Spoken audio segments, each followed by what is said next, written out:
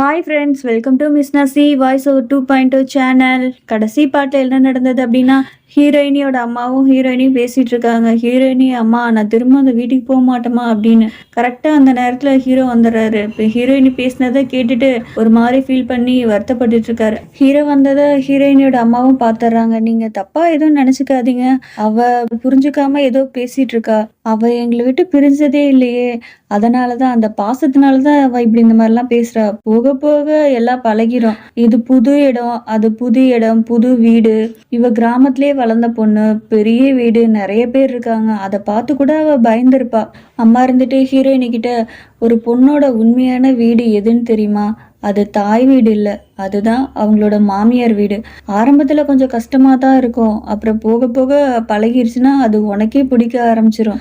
உன் மாமியார் நல்ல மாமியாராக இருக்காங்க, உனக்கு ரொம்ப பிடிக்கும். போக போக நீ பழகுனீன்னா எல்லாமே உனக்கு சரியாயிரும். போமா, போய் ரெடியாகு, போ, உன் வீட்டுக்கு போக ரெடியாகு அப்படின்னு சொல்கிறாங்க.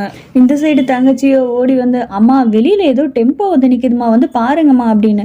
ஹீரோ வந்துட்டு சொல்கிறாரு, அம்மா தான் ஃபோன் பண்ணாங்க, ஏதோ வாங்கி வச்சுருக்காங்களாம்மா உங்களுக்காக அப்படின்னு சொன்னாங்க, வாங்க போய் பார்க்கலாம் அப்படின்னு சொல்லிட்டு எல்லாரும் போகிறாங்க.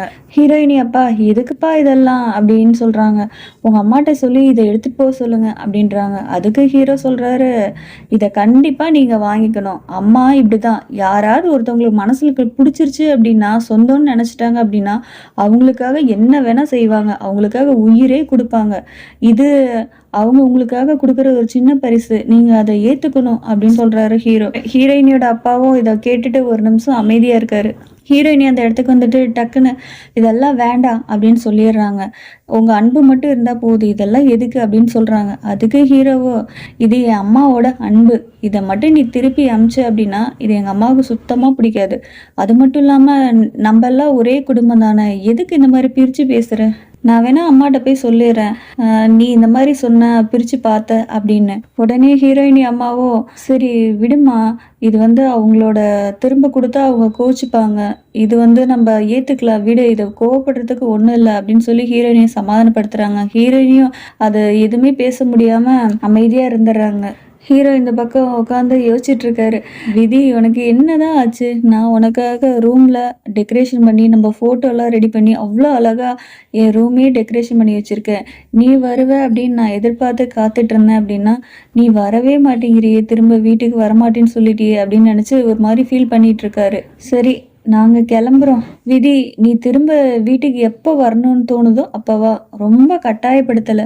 உங்கள் உடம்பு சரியானதுக்கப்புறம் உங்கள் பொண்ணு நீங்கள் அமுச்சு வச்சா போதும் அப்படின்னு ஹீரோயினியோட அப்பா கிட்ட ஹீரோ சொல்லிட்டு கிளம்புறாரு. தங்கச்சியோ, அக்கா நீ பேசினதை அவர் கேட்டுட்டாரு, அதான் கோவமா போகிறாரு, வாக்கா சமாதானப்படுத்தலாம் அப்படின்னு சொல்லிட்டு பின்னாடியே வரா. ஹீரோவும் அவங்க தம்பியும் பைக்கில் போகலான்னு சொல்லிட்டு பைக் எடுக்கிறாங்க. பைக்கு ஸ்டார்ட் ஆக மாட்டேங்குது. பைக் அப்படியே செக் பண்ணி பார்க்குறாங்க, பைக்கு லிப்பேரு. சரி, பைக்கு லிப்பேரை ரெடி பண்ணுற வரைக்கும் வீட்டுக்குள்ளே வாங்க, வந்து உட்காருங்க அப்படின்னு சொல்லிட்டு ஹீரோயை கூட்டிகிட்டு எல்லாரும் வீட்டுக்குள்ளே போகிறாங்க. அதுக்கு தம்பியோ, எப்படி என்னோட ஐடியா, அண்ணியும் அண்ணனையும் சேர்த்து வச்சிட்டேன் பார்த்தியா அப்படின்னு தங்கச்சிக்கிட்ட சொல்ல, தங்கச்சியோ இவனை பார்த்தாலும் நல்லவன் மாதிரி தான் தெரியுது அப்படின்னு அவங்க மனசுக்குள்ளேயே நினைக்கிறாங்க. ஹீரோயினியோட அம்மா போய் ஹீரோக்கு காஃபி கொடு அப்படின்னு சொல்லிட்டு காஃபி கொடுக்குறாங்க. ஹீரோயினியும் ஹீரோக்கு காஃபி தர்றதுக்காக கொடுக்குறாங்க. ஹீரோவோட கை வந்து ஹீரோயினி மேலே பட்டுருது. அதை ஒரு நிமிஷம் அப்படியே ஹீரோயினி பயந்துட்டு அந்த காஃபி அப்படியே கீழே போட்டுடுறாங்க. ஹீரோவோட கை மேலே அது எல்லாமே கொட்டிடுது. ஹீரோயின் உடனே என்ன சாரி தெரியாமல் பண்ணிட்டேன் அப்படின்னு சொல்கிறாங்க. அம்மா வந்து இதை பார்த்துட்டு, என்ன பண்ணி வச்சிருக்க, என்ன வாயை பார்த்துட்டு இருக்க, போய் மருந்து எடுத்துட்டு வா அப்படின்னு சொல்லி ஹீரோயினியை அமுச்சு விட்டுறாங்க. ஹீரோக்கு மருந்து போட்டுட்டு சொல்கிறாங்க. ஹீரோயினியும் அப்படியே ஒரு மாதிரி மூஞ்சி வச்சுட்டு போய் மருந்து போடுறாங்க. இதை ஹீரோ பார்த்துட்டு அவ ஒரு மாதிரி ஃபீல் பண்ணிட்டு இருக்காள். அதை பார்த்து ஹீரோவும் அப்படியே ரசித்து அப்படியே பார்த்துட்டு இருக்கா. ஹீரோயினி டக்குன்னு ஹீரோ பார்க்க, ரெண்டு பேரும் ஒரே மாதிரி பார்க்க ஒரு மாதிரி க்யூட்டாக ரொமான்டிக்காக இருக்கும். ஹீரோயினியோட அம்மாவோ, கண்ணை என்ன பொடனிலே வச்சிருக்க, கவனமாக வேலை செய்ய மாட்டியா, இப்படி வேலை செஞ்சிட்ருக்க அப்படின்னு சொல்லி திட்டுறாங்க. உடனே ஹீரோ இருந்துட்டு சொல்கிறாரு, நான் தான் சரியாக கவனிக்காமல் வாங்கிட்டேன் அப்படின்னு சொல்லிட்டு சொல்கிறாரு. உடனே ஹீரோயினிக்கு ஒரு மாதிரி ஆயிடுது.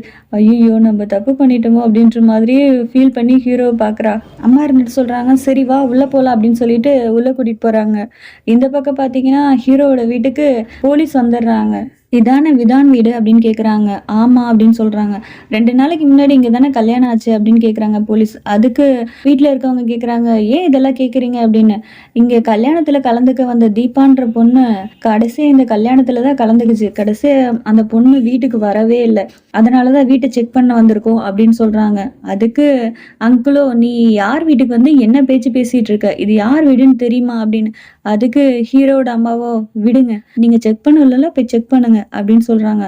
போலீஸும் சரின்னு சொல்லிட்டு போய் செக் பண்றாங்க. வீடு ஃபுல்லா செக் பண்ணிட்டு இருக்காங்க. கடைசியா வீட்டுக்கு பின்னாடி அந்த தோட்டத்துல போய் செக் பண்றாங்க. இங்க என்ன ஒரே குழியா இருக்கு, இப்பதான் தோண்டின மாதிரி இருக்கு, எதுக்காக தோண்டினீங்க அப்படின்னு.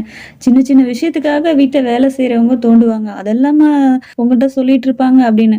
அதுக்கு போலீஸ் இருந்துட்டு இந்த இடத்த தோண்டுங்க அப்படின்னு சொல்லிட்டு அந்த இடத்த தோண்ட ஆரம்பிக்கிறாங்க. தங்கச்சியும் இந்த சைடு சித்திக்காரி, அக்கா நம்ம என்னமோ இவ்வளவு கொலை பண்ண மாதிரி இப்படி வந்து செக் பண்ணிட்டு இருக்காங்க, நம்ம ஒருவேளை கொலை பண்ணிருப்பாங்களோ, யாருக்கா பண்ணிருப்பா அப்படின்ற மாதிரி டவுட்டா இந்த பக்கம் கேட்க, அமைதியாரு அப்படின்னு சொல்லிட்டு ஹீரோவோட அம்மா வாயை மூட சொல்றாங்க. ஹீரோயின் இந்த பக்கம் கை எரிச்சல் கம்மியாகிறதுக்காக மருந்து போட்டு விடுறாங்க.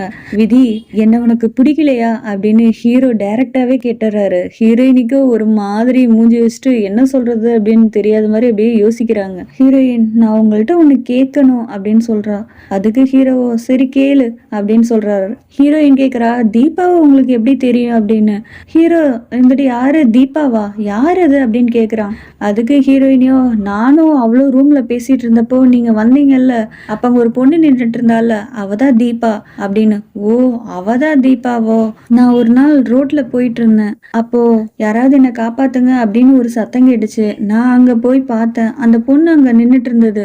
என்னாச்சு அப்படின்னு கேட்டேன். எதுவுமே பேசாம திரும்ப ஓடி போயிருச்சு. எனக்கு ஒண்ணுமே புரியல. அப்பதான் அந்த பொண்ணை நான் பார்த்தேன் அப்படின்னு சொல்றான். ஆனா நமக்கு தான் தெரியும், ஹீரோவை தொட்ட உடனே அந்த பொண்ணு பயந்து ஓடி போனா அப்படின்றது. நான் தெளிவா சொல்றேன் அப்படின்னா, ஹீரோ வந்து வசதியான வீட்டு பையன் தெரிஞ்சு ஹீரோவை கரெக்ட் பண்றதுக்காக ஃப்ரெண்டுக்காரி எப்படியாவது கரெக்ட் பண்ணிடணும் அப்படின்றதுக்காக ஹீரோ வர்ற வழியில காப்பாத்துங்க அப்படின்னு சொல்லிட்டு ஒரு ஐடியா மாதிரி ஏதாவது ஒண்ணு பண்ணி ஹீரோவை கரெக்ட் பண்ணலாம் அப்படின்ற மாதிரி யோசிச்சுட்டு அந்த ஐடியா போட ஹீரோவும் கரெக்டா அந்த இடத்துக்கு வந்துடுறாரு. காப்பாத்துங்க அப்படின்ற மாதிரி சத்தம் போட்ட உடனே ஹீரோவும் அந்த இடத்துக்கு போய் காப்பாத்தலாம் அப்படின்ட்டு போகும்போது ஃப்ரெண்டுக்காரியோ கரெக்டா ஹீரோவோட கையை பிடிச்சிடறான். ஹீரோவோட கையை பிடிச்ச உடனே ஆட்டோமேட்டிக்கா அவ எனக்கு என்ன நடக்குன்றது நமக்கு தெரியும், அவளுக்கு தெரியாது இல்ல. இது எதுவுமே தெரியாம அவ போட்ட பிளான்லயே அதுவே ஃபிளாப் ஆகி அவ தெரிச்சு பயந்து ஹீரோவை பார்த்து ஓடி போயிட்டா. இதுதான் நடந்திருக்கும். கல்யாணத்துல ஹீரோவை பார்த்துட்டு பயந்து ஹீரோயினி கிட்ட போய் கல்யாணத்தை பண்ணிக்காத, நிறுத்திடு, இதனாலதான் அவ சொல்லியிருந்திருப்பா. இது எதுவுமே ஹீரோக்கு தெரிஞ்சிருக்காது.